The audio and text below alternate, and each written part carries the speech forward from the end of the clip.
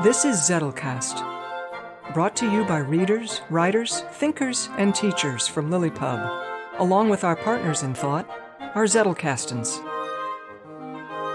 In this show, we share discoveries that our Zettelkastens have shown us. There you go. And compare notes on how we're using this marvelous invention in our creative work.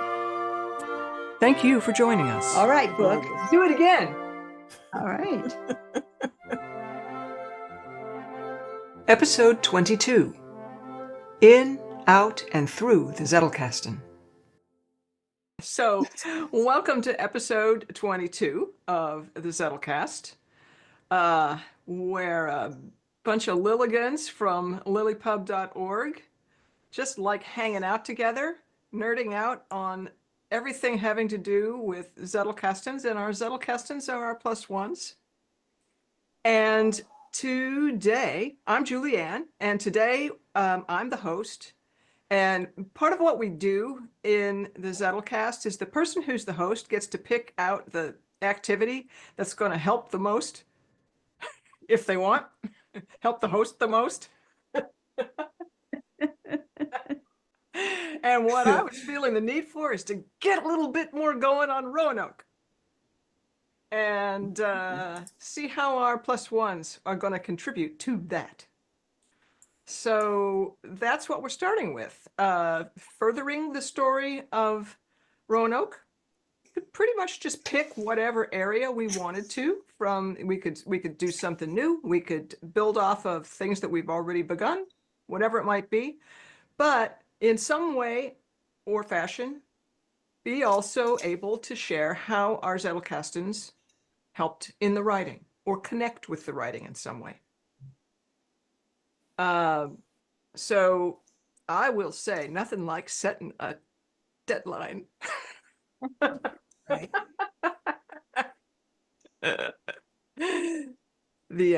So it was great for, at least for me.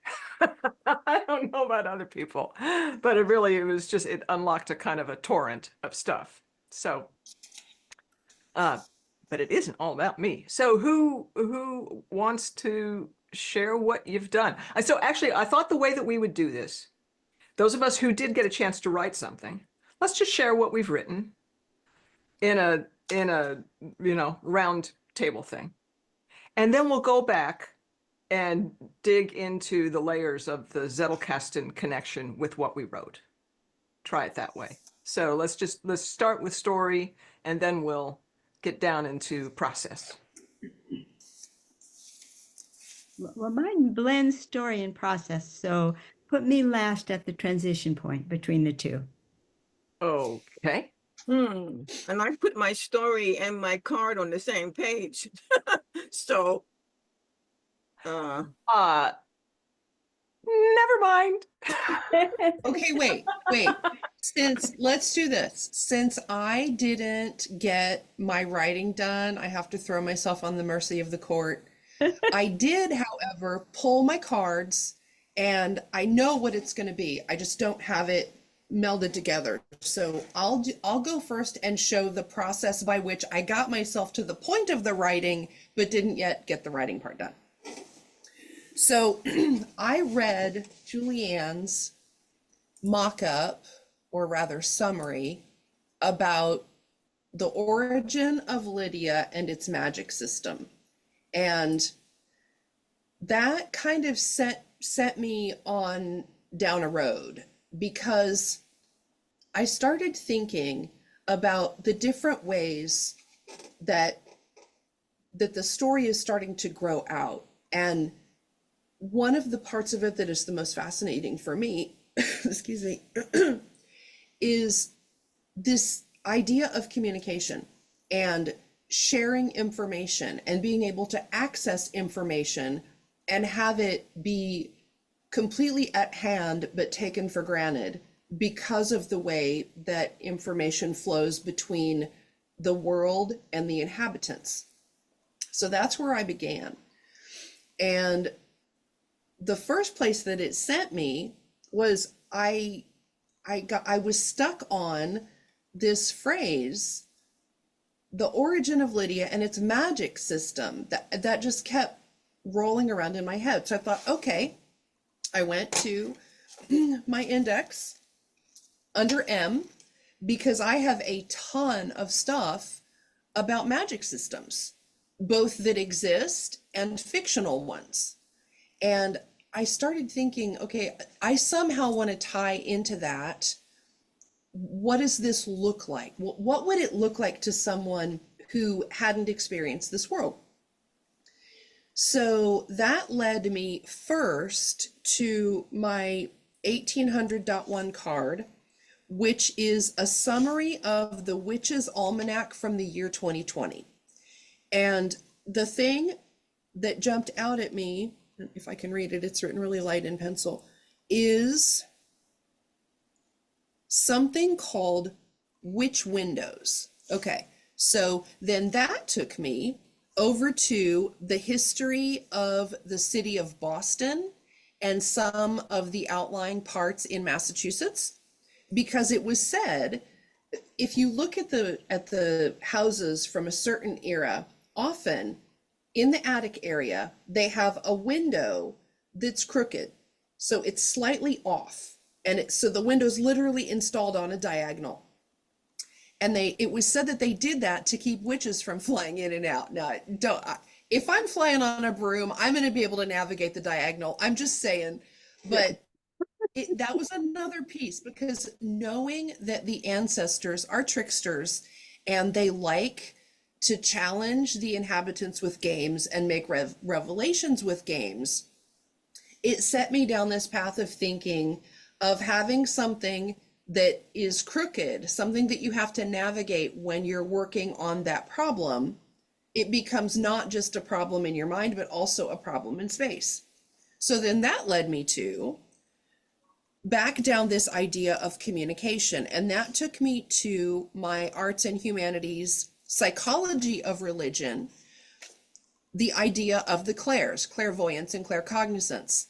And I thought, if you have to figure out a way so that you are looking at a problem on a diagonal in order to be able to access the cognition or the cognizance that makes the connection, that's what I'm leaning into. So then my final question became, I was in my 1820.4, which this is actually a card I wrote about my main female character in my novel, but it has application because my question is, can you master all of the clairs, from clairvoyance to claircognizance, clairsentience, and there's a fourth one and I'm blanking on what it is, but it's not relevant to this. Only claircognizance and clairvoyance. Oh, and clairaudience is the other one. So I thought, okay, that's what I'm going to lean into. I want to work up a scene by which Alex in the garden makes some kind of a revelation or a discovery as she's, because in the last piece that I wrote, she's thinking about thinking. She's thinking about how this world is and what the communication looks like and why. And as she's lying on her back looking up at the stars, she keeps asking herself, why do we see it this way? It hasn't occurred to anybody to wonder, why are the stars the way they are against the backdrop of the satellites? Why is it this way? And so that's what leads her down the road of starting to think, what if we're looking at it wrong? And we need to be thinking about how we're thinking in order to make a discovery. So that's how I navigated myself through my note cards and ultimately ended up with what will be a scene of her changing her perspective in order to access what she wants to think about and what that process looks like as she finds her way. Cool. Get it on the page. I know. I'll get it. That's awesome. Yeah. That's the hard part, but I'll get it done, I promise. Yes. Wow. Would someone like to go next? Well, since we're kind of just presenting without the round system, I'll go ahead and present now. All right, cool. Okay. And My analysis is I made use of the both character profile worksheets, both yours, Julianne, and yours, Deb, for working on my character Teresita. And I also made the memory prompt list cards to go along with it and how it's going to affect the story. So I'll share that with you. Okay, this is Deb's excellent worksheet of the character profile diagram broken down into all of the component character traits, starting from the most general over to the most specific, and with a review of where they might fall on the character profile diagram. So my character that I'm working with, it's the Roanoke project, and the character is Teresita. So my starting point was this background on Teresita. Teresita is neurodivergent. She speaks and understands the link language of Lydia, but only the most literal layer of content. She reacts strongly to the rhythm and pace as a second layer of meaning.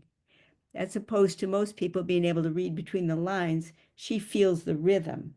Consequently, she understands the emotions of the speaker more clearly than the factual content. So that was my starting point. So then I began laying out what her character traits would be. And as I assigned each character trait, I made a card for it on my memory prompt list, which for me, a memory prompt list it consists of the term, and I've now added, Julianne, your notation for describing where it falls on the character profile diagram, and then the reason why it went there. So docility, a readiness to learn, is the most dominant base characteristic of Teresita.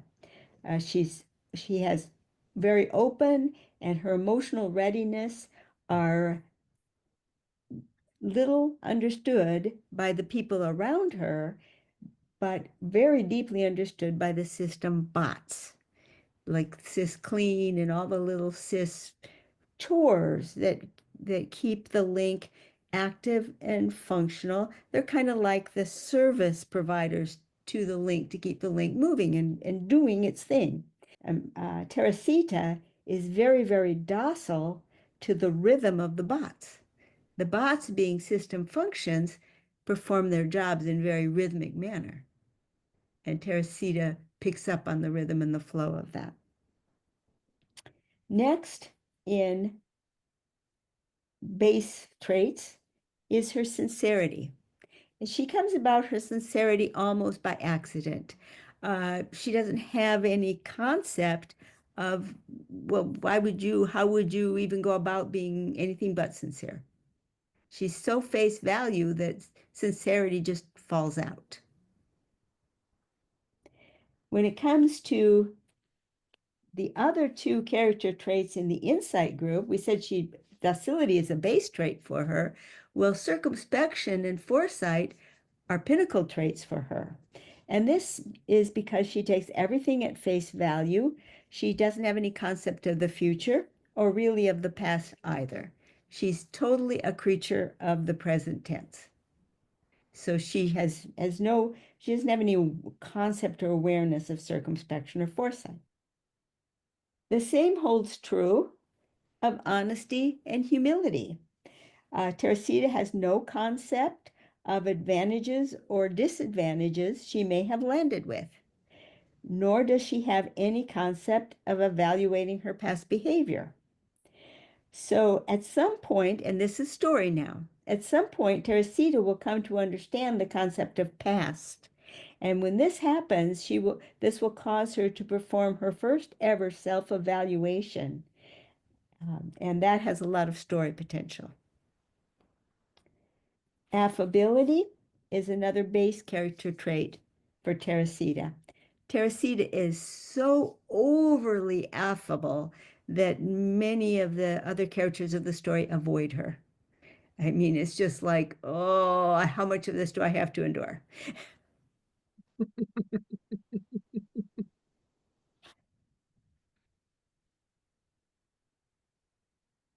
Now, when it comes to some of the character traits that are associated with bravery, Teresita has no concept of danger. So she has no perseverance, not because she might not have it. She's just, since she doesn't sense the awareness of danger, she doesn't need perseverance. It just doesn't exist for her. Patience, however, is a base trait for her. She just takes everything that is as being what is. You know, if something hurts, well, it hurts. She doesn't think of railing against anything. It's just what is. Now, constancy for her is our first wing trait. Teresita is pretty much allowed to do as she pleases. And so whether she has constancy or not is depending a little bit on her whims. And this one is a little bit up in the air for her. And so it's going to be tested only when there arises something that she really wants to achieve. When that's where the future comes in for her. And then she's going to have to take this from the wing to the rudder to decide if she's going to achieve it. Obedience for her is base trait. When she's called upon to behave in a certain way, she drops everything and does exactly what she's told. This one could also come up. It might move away from a base trait when she gets a full awareness of past and future and goals and desires. This one could come off the base.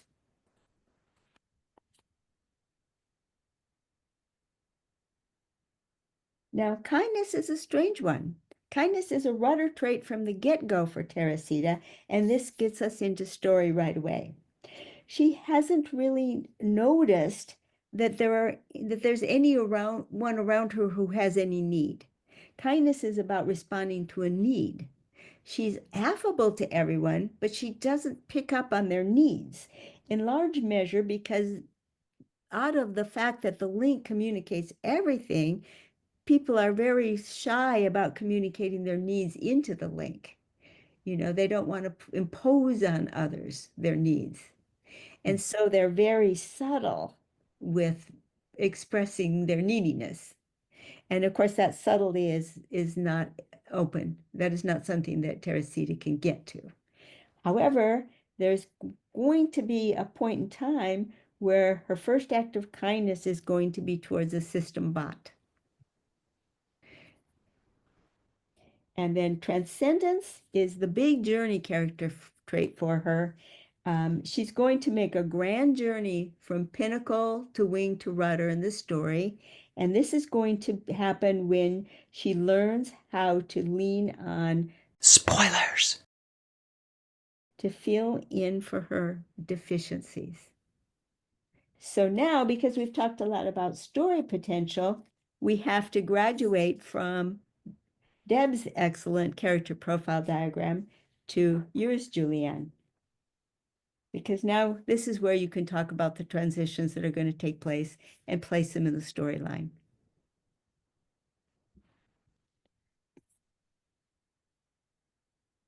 So that's my contribution.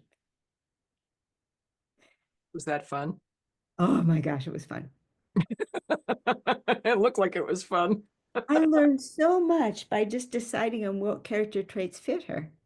That, you know, Deb, I'm so thankful for your diagram, and Julianne, being able to put them on the map of time. And Wait, so you didn't write the story? You didn't? no, that was my contribution. The story element that I wrote was that introductory piece at the bottom of the page, the starting thing, what her starting traits were. Hmm. And the story elements are a little too scattered to write them right now. Yeah. I'm kind of tending to think that when she finally, she still doesn't have the concept of deductive reasoning, so she isn't going to use all that extra mental power to suddenly be able to reason. She's going to expand her capabilities of her strong suit, which is her empathy. But in the process, others will discover And of course, that's going to be vital for what the other people have to do to make something happen in the story. I love that. When you and Kathleen, when you and Victoria do your fusion writing Mondays and Tuesdays, the compass and the map, and it's always a very believable surprise that everything worked out as it did. And that's what's happening here. Yes, yes. And I'm excited about your addition of the idea of a hide and seek game. I mean, because we have a wonderful place to hide clues in all those floor tiles. Yeah.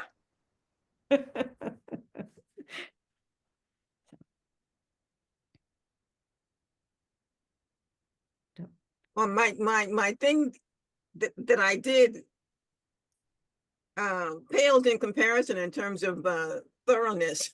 You know, with you having gone through all the character traits, and I'm standing here on my treadmill thinking, wow, why didn't I? But I will. Okay, so, you know, So friends are for. you know, so I wrote 100-word drabble. That's what I did. And you can tell me whether or not it landed. Okay, so here we go.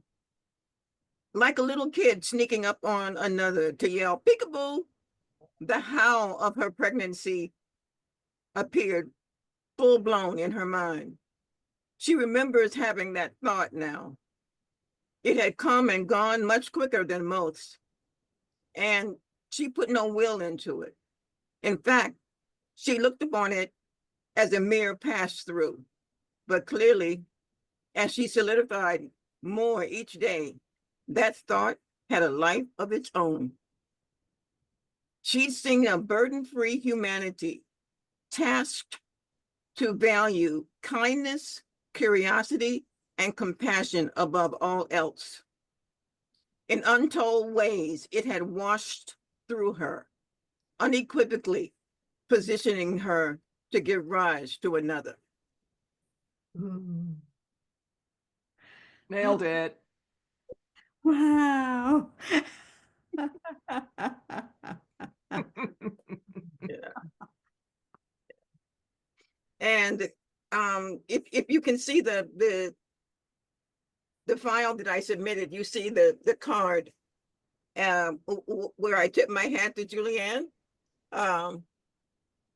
behind the conversation that we had yesterday in a little one-on-one Zoom thing that we did. So that was good. That was good. Gave birth to Spoilers. I just love that. Myself. I love it. Myself. That's great. So that's all I have today, but I will go back Beautiful. and do the analysis. Yeah. Mel, how you doing? Well, Were you able to work on this assignment at all? I did work on it. Yay. I worked on it from the opposite direction as everybody else because I'm a proud pantser and I have to write things to figure things out. So I did a bit of writing and not a whole lot of analysis just yet because I ran out of time. But so I don't know if you want me to read it or not. I don't know that it's terribly interesting because it continues on where I left off with Javi in the basement, going through the crates that were missing from the Ascension records. So they've been down in the basement for decades. Nobody knew about them. So now he's starting to open them up. Read. It's kind of, Yeah. all right, we'll read it. It's not very long. It's Okay. only 400 words. So, okay, here we go. The crates were a range of sizes. One was so big that Javi wondered how it had gotten there. It was too wide to fit through the door in every dimension, and so heavy that he was unable to shift it even a little. While intriguing, it was also intimidating, so Javi decided to warm up by opening a few of the smaller crates first. None of the crates had any labels, so Javi used his pocket knife to scratch 001 on the side of the closest small crate. He would be sure to bring proper labels with the ascension information with him next time, but this would do for now. Before opening, he wrote the number in his notebook. The crate was filled with long, narrow cardboard boxes. Each box had the same contents, small pieces of stiff paper, blank and unused. This was strange.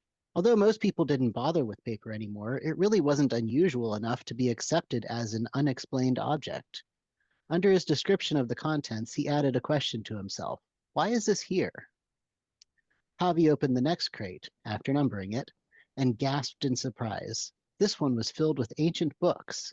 He desperately wanted to hold them and look through them, but he had neglected to bring the soft cotton gloves that would protect them from the oils of his hands. He carefully replaced the lid and made a note to himself to bring gloves next time. The next several crates held even more books. Whenever a title was visible without having to touch them, Javi made a note of it. He would check the link once he left the henge to see if any of them had been archived in the databases already. It was getting late, and Javi had only looked at a tiny fraction of the crates in the storeroom. He would have to come back another time, provisioned with labels, gloves, and enough snacks to keep him going. He started to walk to the door, but the presence of the giant crate drew his steps toward it instead. He decided to take a little peek, even though there wasn't time to catalog it properly. Javi pried off a board near the center of one of the long sides and shined his flashlight inside. The crate was filled with a large cabinet that was completely made up of small drawers. And that's as far as I got. Before I ran out of time, obviously, he has discovered an ancient paper Zettelkasten, which he is going to learn from. But he's not familiar with this at all. It's not something that he grew up with. He doesn't even know what a Zettelkasten is. His family isn't like Jenna's family where they have preserved this knowledge. So this is something that he has no idea what it's going to be, and he's going to have to learn from it. Mm-hmm. And as far as how it connects with spoilers, we've discussed how the link itself is sort of the main way that people can connect to it if they find the right way. But of course, in Javi's case, the link is not pleasant for him. It doesn't work very well. So I believe that in the course of his study and his trying to learn, he and consciousness will forge a different way of connecting through the physicality, through some other way other than the link that will work better for him. Don't know how that's going to work yet, but we'll get there. Yeah. Good pantsing. Thank you. I want to see all the crates. And that box of blank cards, is it really going to be blank, or is there going to be something? Something hidden, perhaps. Perhaps. Invisible ink. Or hold it in black light or something like that.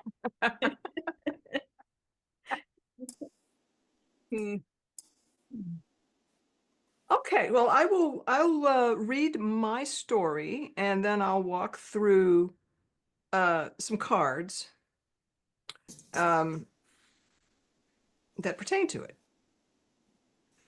So I am seeing this story as coming very early in the book.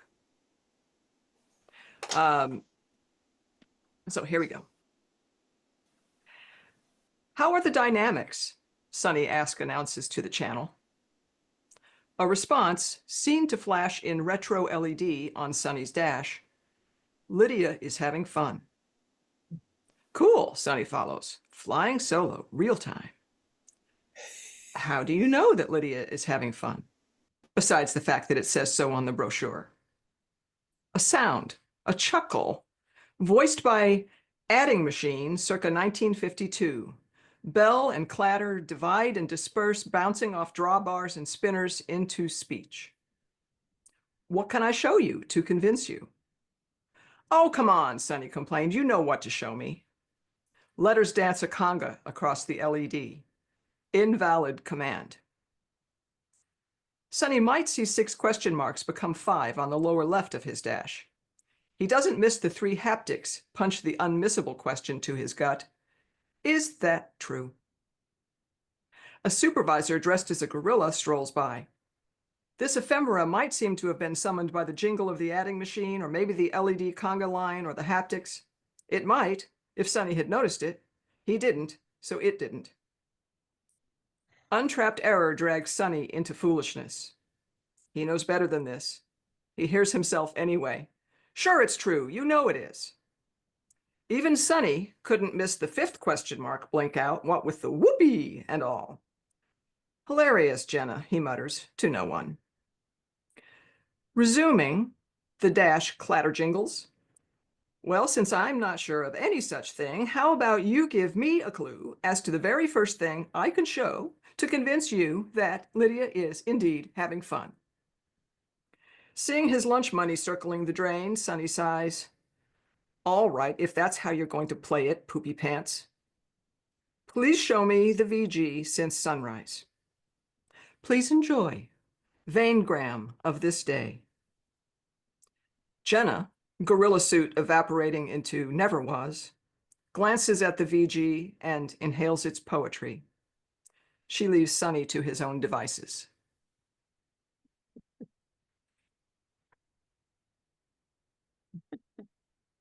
So I've got a marked up page here. Yeah. And everything underlined in green is something where a card is needed. Oh. Because this, my friend, is the beginning of the blue exposition light.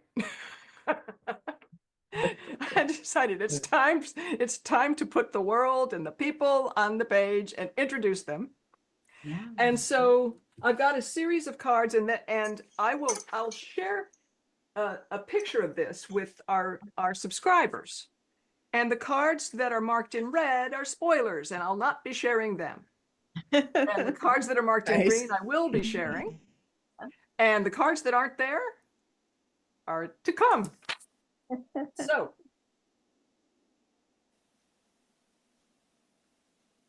my first card is a bib card. And it didn't print out very well on my printer. This is supposed to be brown, but red is a little low. So this is the annotated screenplay of The Godfather.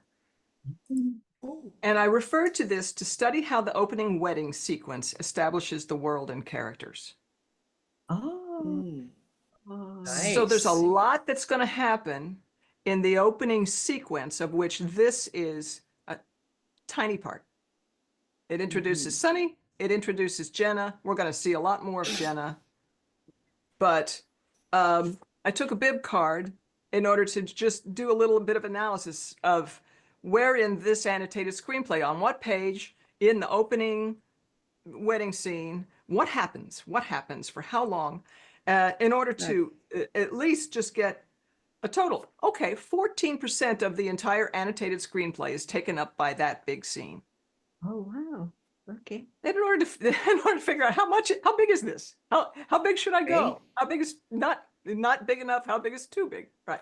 So, and I think that I've shared on the Zettelcast, but I'll say it anyway. I index my bib cards now. This is not for everybody, but it might be for somebody who's got a backlog like that. So it helps me figure out, where do I have other sources that might help me? So anyway, my tagline for this card is The Godfather's Amber Exposition Light.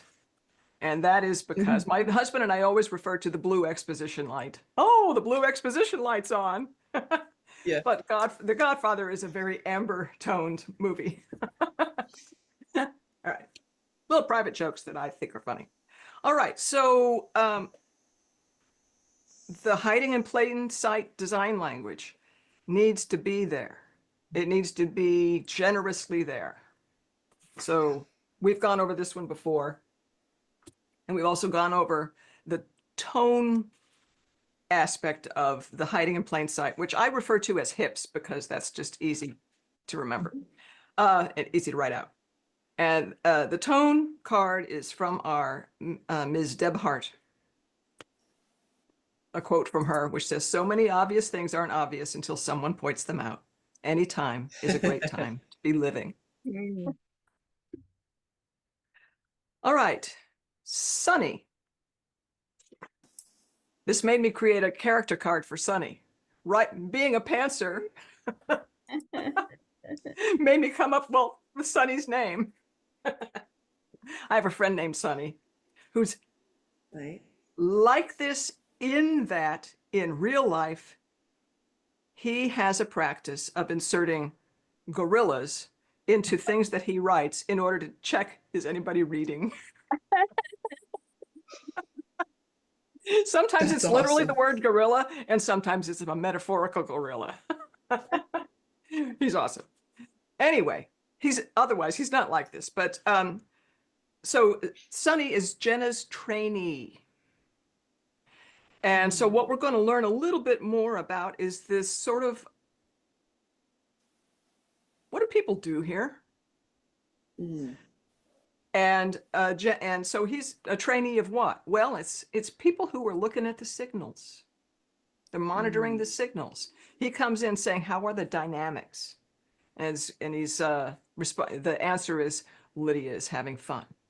And then he's probing he's doing analytical analysis, and he gets a little ahead of himself and gets smacked.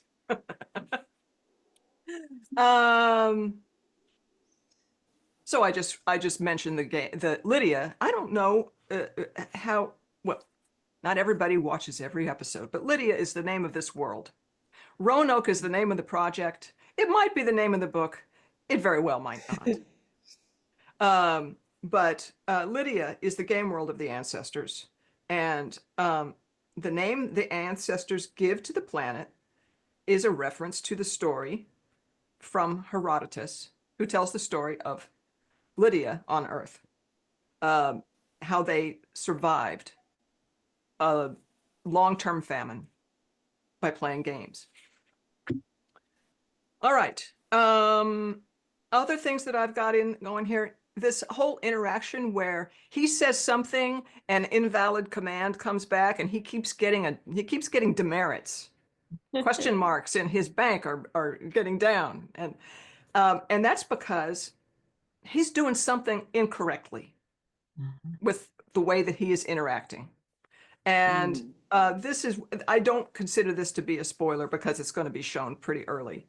The link has a command line interface. Oh, okay. And it has a voice recognition system and other ways of recognition, but this is something that Jenna knows how to exploit like a master. And a lot of people don't even know that it's there. But it just amuses me to think, well, if I had ChatGPT in my head, there would probably be a command line interface in there. So there's that. And now I have got a bib card that I haven't indexed or done anything yet, but I pulled this out I read this book over 2 decades ago. It's The Art of Unix Programming by Eric S. Raymond. And this will be one of my resources to have a believable command line interface. So I mentioned the vane, V-A-N-E, at the end, when Sunny stops screwing around and says, "Please show me the VG since sunrise." And the response is, "Please enjoy the vanegram of this day." And Jenna, who is also watching Sunny from wherever she might be, glances at the VJ and inhales his poetry. So what's the vein? You guys don't know what the vein is. I invented it on Friday night. Oh, nice. The vein, Plot twist. it's just a bit of world. The vein is a shape-shifting statue that never stops moving. It communicates an answer to the question, how much fun are we having? Oh. And so it can show up a bunch of different ways because it's a shape-shifting statue. Yeah. But there are Like a weather analytics vane, but not, right? Yeah. Yeah. Okay. Okay. It's our fun vein. Got it. Love it. I want to go live in Julianne's head. Anyone? Well, What is I the must character? say, my own personal, I realize my own personal title for this book is becoming My Idea of Heaven. Yeah. And I Yeah. hope that we'll get your own ideas of heaven. Now, the rest of these cards that I'm referring to here, we'll talk about later, but they're spoilery. Hmm. So there we go.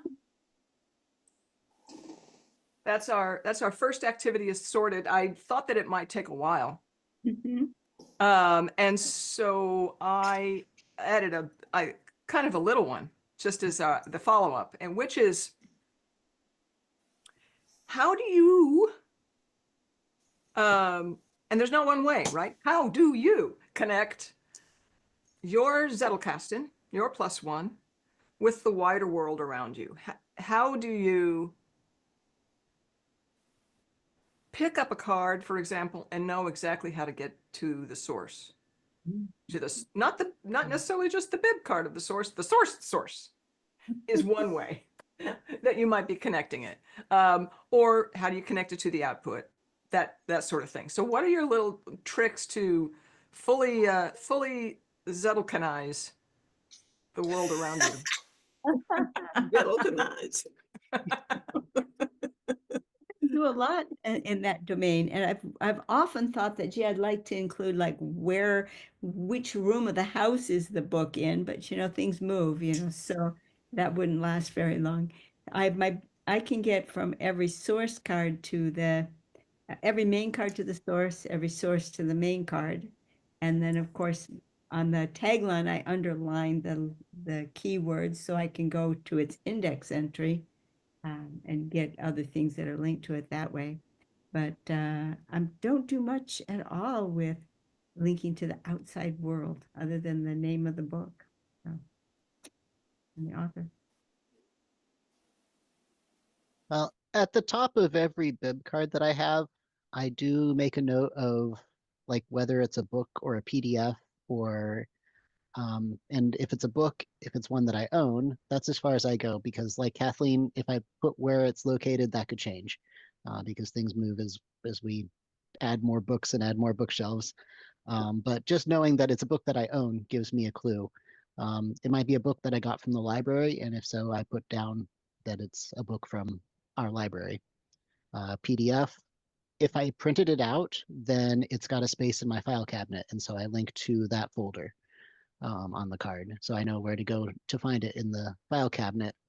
I don't print out every PDF, so some of them I just say it's on my phone, which I'm now realizing is not necessarily the best way because I just got a new phone and it doesn't have any of the PDFs. All of the PDFs are on the old phone. So I got to transfer those over and maybe make a note of where, maybe I'll put them in Dropbox or something and make a note of that so that I always have them regardless. But so that's how I can find where the source came from. And if it's a website, of course, I put the web address on the bib card. But I don't really have a way of getting from a main card to everything that has used that main card. That's not something that I've been keeping track of. That's a really interesting idea, though, especially getting down the line when I've written more and more and more. If I pull out a main card that's really interesting, but then I look back at it and I'm like, oh, I already wrote about this and here, here, and here. Maybe I should have a different take on it this time, or maybe use something else. I could see that being very useful down the line. So I am setting up a system in the other direction where for the things that I've written, I link to the cards that I used if I used any. So it would be easy enough as I set that up to mark the card itself in some way to go the other direction. So it was a good question because it got me thinking about that. Yeah, I think it's a good question too. In terms of saying, snap, snap, girl, get it together because You can turn everything into a rebuke. you know, it's not that I want to beat me up, it's just I'm seeing these gaps that are there. And that's called reality, reality check. So, I'm saying, okay, you can't, you gotta play this game properly to get the value out of it. And if you don't, you won't. I prefer to get the value out of it. So I don't want to fool me or rationalize in some way or another and say, well, it's okay, because it's not. I need to be able to, just like this question asks, wherever I am, can I go back? Can I go forward? Do I have the links? So I know where everything came from, where it went to, what I did with it. I think that's laudable. That's the reason d'etre, the raison d'etre. I don't know. Yeah. So, Well, I can add on to that because this is something that I've specifically had to deal with. When I wrote my novel, you're gathering information in the gathering stage, and it could be a fact from here, a bit of history from there, something you made up from here, whatever. And I had to figure out, because when my story world, at the behest and pushing of one Miss Kathleen Sprecklin, went from 1 book to 3 books, like she does, I had to figure out how to make sure that I knew, have I used this? And it was funny because around the same time that I was starting to think this through, okay, I need to know what's in book 1 so that if I either need to reference it or be sure that I don't duplicate it in book 3, what does that look like? And it was kind of cool because about a year ago, I got a question from a student on YouTube that asked me that very thing. And he's a writer in, like, I want to say maybe Ireland. And he's written, I want to say, this is reaching way back in my memory because I haven't thought of it since now, but he's got a series, I want to say, and asked the question, how do you keep track of if you've used something or not? Do you mark it? Do you pull it out? And it got me thinking. So my solution is twofold. It's the plot box and it's the story Bible. Because what happens as you're, let's say, writing a novel, is you're using your plot box as the storehouse for how you sequence things. And so whether it's a bit of history, it's a factoid, it's something you made up, whatever, it's getting slotted into that story where you're using it. And then that plot box gets expanded to become the Bible for that story, because everything else that you use goes in that box where it lives within the chapter or the scene. So with that, I never move that stuff. Once it gets put into where it belongs in the story, it stays there. So that has required me to go back and do a little bit. I use a little caret in my index that tells me that this card that used to live at this address is now in the plot box for that book. So then I can always go and find it, and I can see it in the context of the scene or, the chapter, which is very helpful because it forces you to look at that bit of story as a whole, as well as the piece that you're thinking about. And then it gets you thinking about, how am I going to use it again? Or do I just want to leave it as is and not use it again? So that was my solution, which evolved entirely out of the process of writing that book and understanding how I was going to be able to go back and know what did I or did I not use.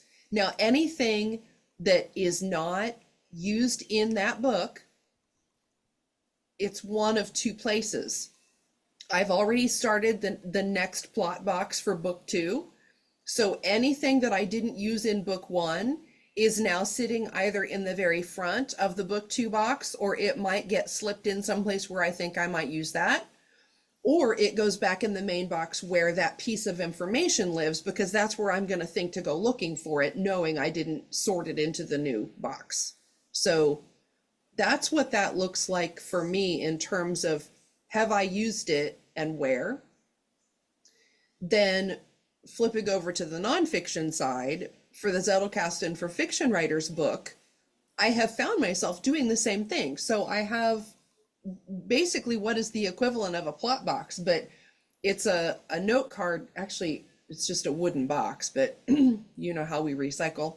And it's got tab dividers numbered 1 through 25, which I knew I wouldn't have more than 25 chapters. So those things are getting sequenced in the same way. They're just going where they live in the chapter. And that book in my Zettelkasten is number 1150. So when I'm done, that box with every card that I use to write this book will go over and be installed in the Zettelkasten. And I've already started the next box, which is Zettelkasten for Readers. So again, I'm taking things that I'm not using and they're getting put forward into that next book box. So what's interesting for me, if as I observe myself in this process, is I order my world, meaning my Zettelkasten world, by the project that things are getting used in. Because even if it's something that I read or researched, you know, early last year before writing the Zettelkasten book ever occurred to me, from this point on, those pieces of information in my mind will always live in that book, and therefore they will always live in that box section for the book. So that's how my world has evolved. Everything lives within the project that it has become used for. And then things that are like part of the world, kind of like what Mel was talking about, you know, if it's a PDF that's printed out, it has a binder where those things live.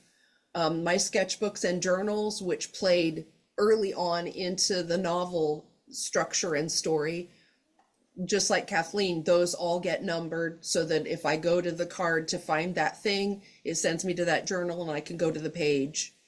Probably my sketchbooks and journals are the only like non-book item other than like videos, but like Mel, I just label it, you know, that it's a video at this YouTube channel or whatever.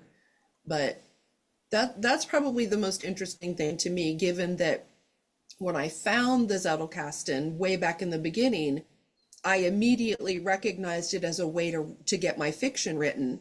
And so my whole system was built around that.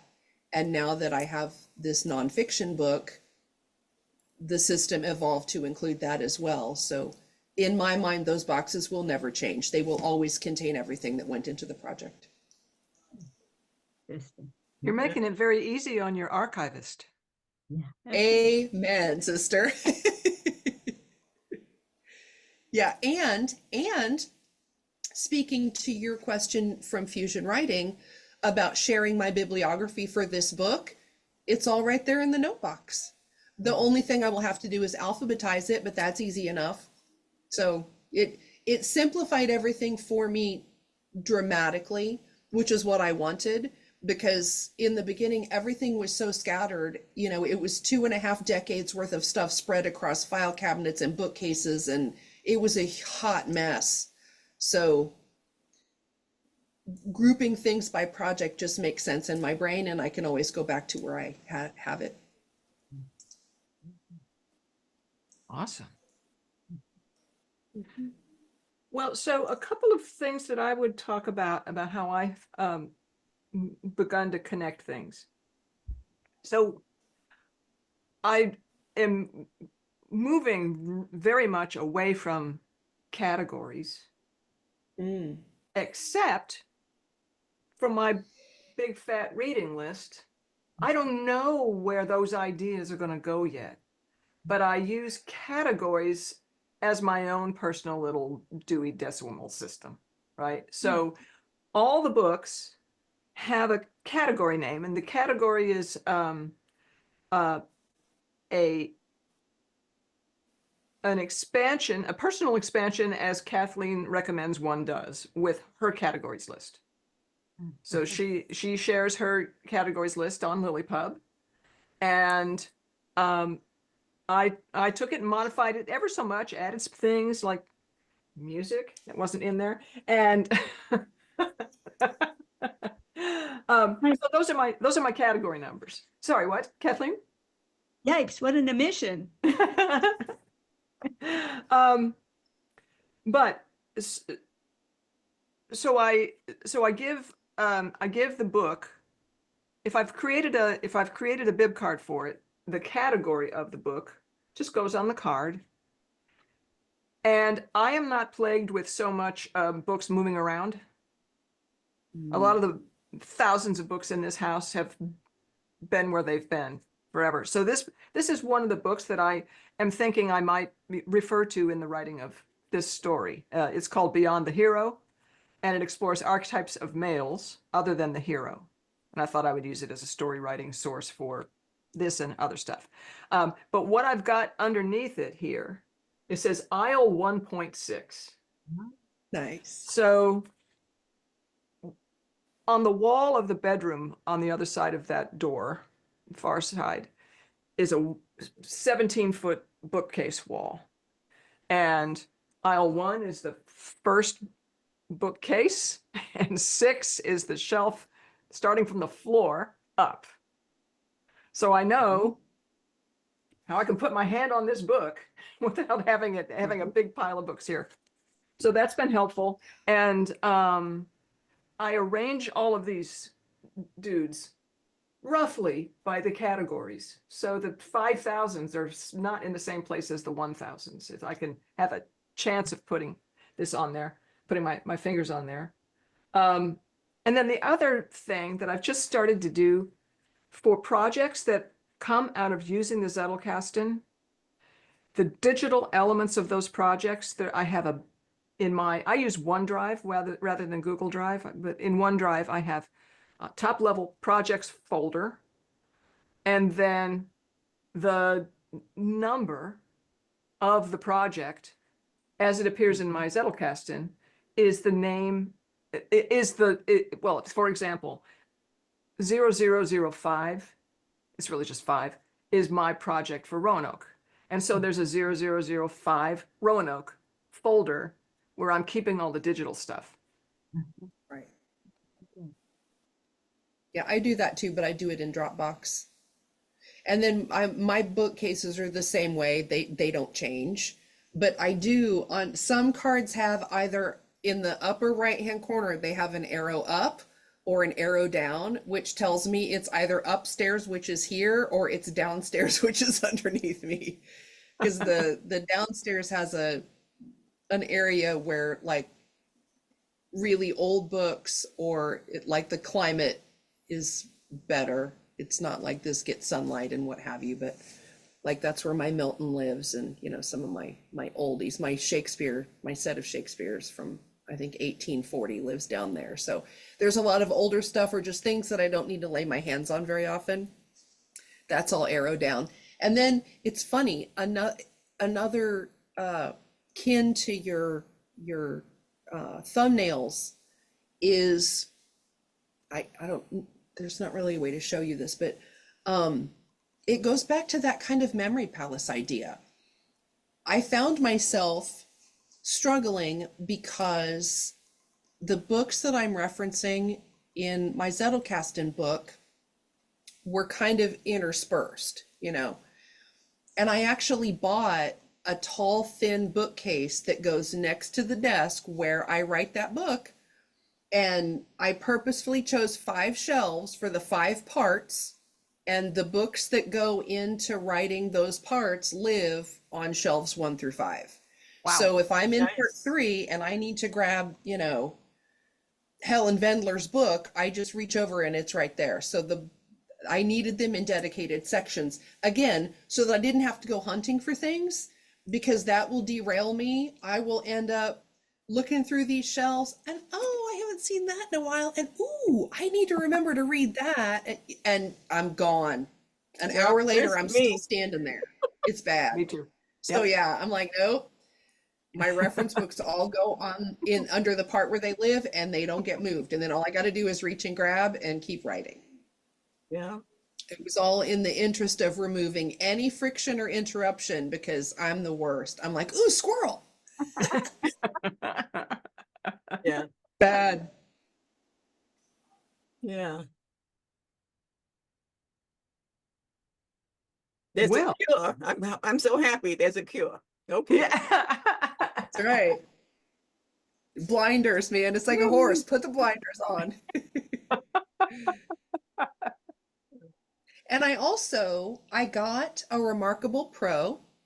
Oh, I went through a brief infatuation. I really, really, really wanted to love it. We dated a long time. I tried hard. It didn't work the way that I thought it would. I got the one with the keyboard. Obviously, it doesn't connect to the internet. It's just a typewriter. What I discovered was I took it over and I set it on that bookshelf where all of the reference books live. And there's a sitting chair and a lamp. It's kind of its own little nook. And what I found is if I have an idea for something I want to put in a chapter, I will go over and sit there with just the Remarkable because I can't Google, nothing. I will just sit down and type up that idea or handwrite it out and then convert it to text, which I love that feature. And that works really well because I can't do anything else except think about that idea in my head. So that was a breakthrough because it removed every possible distraction. So I will just sit, capture that idea, and then know that it's right there. And, if I want to sync it and send it somewhere to work with it, I can. But those files all get indexed. I have an R for my Remarkable in my index, and I will just be able to go back to those ideas. And then I can just kind of flip through and find what I was working on. But that works really well. So we're married, no doubt, but we live in separate houses because I only use it a few times a week. But it's a good tool. If you need absolutely no distractions, very low, like it doesn't move fast, it's low tech. It's very effective for that. But I do index it.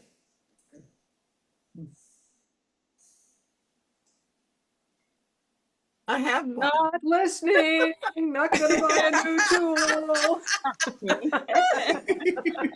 It's all right. Over here, I've got 2 screens that are like, 30 inches. I've got 3 keyboards. So yeah, this side of the house is different than that side of the house. This is the library online. That's the library where Jarvis, what's his name? Yeah.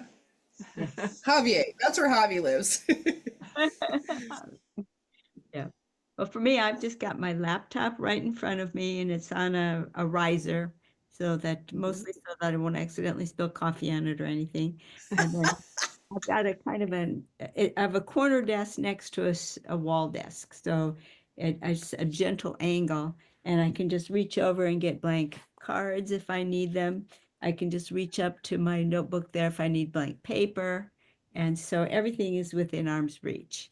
And then for books that I'm working on directly, I have a freestanding, old, it's a bookshelf that holds the books at an angle. And it's got about maybe 2 feet of books.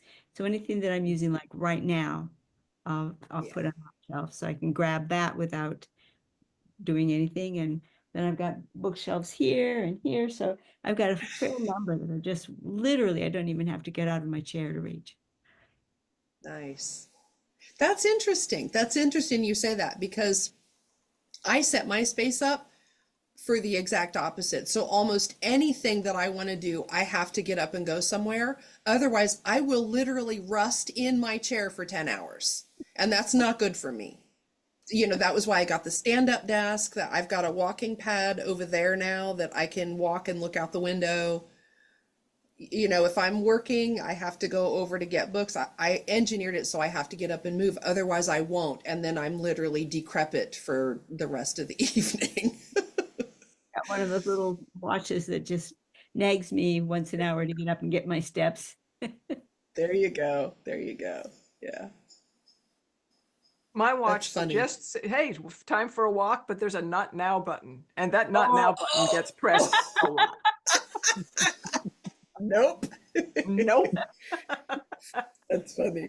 That would be me. Well, yeah. I mean, I had a thing on my computer at my office. I think it was every 30 minutes, it would ding and say like, it's time to go walk, or I can't even remember what it said, but I just kept muting it. Every time it popped up, I muted, and then 5 hours would pass and I would wonder why my back hurt. It's like, it's not working. Gotta be way more annoying than that. You had to move it, you had to drag it into your rudder. It's so true. So true. Doing my best. Now I just disperse things around the library, so I have to get up and go. But standing has been good. That has helped a ton.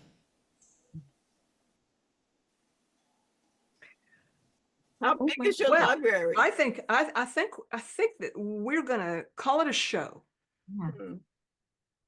Where might people find out about how to subscribe to get more information about Roanoke? And you can find us on lilypub.org.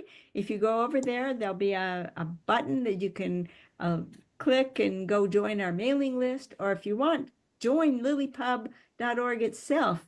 Our membership is only $8 a month, quite reasonable. You can join the discussion over in LilyPub, or if you just want to get notifications of what's going on, you can sign up to be on the mailing list at lilypub.org, and you'll get a link to the directories where we put new information on a weekly basis.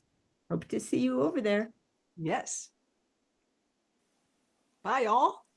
Bye-bye.